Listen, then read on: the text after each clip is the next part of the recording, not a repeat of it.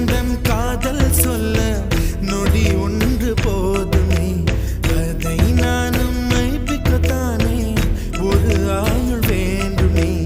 இல்லை இல்லை சொல்ல ஒரு கணம் போதும், இல்லை என்று சொல்லை தாங்குவதென்றால் இன்னும் இன்னும் எனக்கு ஒரு ஜன்மம் வேண்டும். என்ன சொல்ல போகிறாய், என்ன சொல்ல போகிறாய்?